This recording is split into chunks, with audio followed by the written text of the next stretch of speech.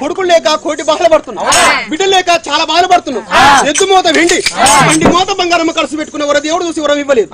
నేను మాత్రం మీకు కళ్యాణ పట్టమంటే దొరకొండ పోయి మూలకు పొద్దుకు దిక్కున్నది మాదండి కళ్యాణం.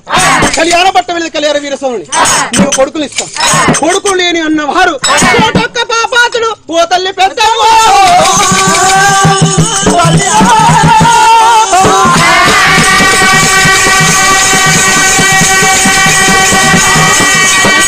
నీ దుఃఖం వచ్చి నా గుడి నిండింది, నా కొప్పరి నిండింది. రాఘవ నీ కొడుకులు లేని వాళ్ళు కోడక మాత్రం బిడ్డ లేని వాళ్ళు చాలా పాపాత్తుడు. నీ కొడుకులు ఇస్తాం బిడ్డలు ఇస్తాం అని మాత్రం భగవంతుడు పచ్చు వాళ్ళ వస్తం అయితే మాత్రం బాలం ఆడుకొని చేదబట్టిండే ఇష్టం.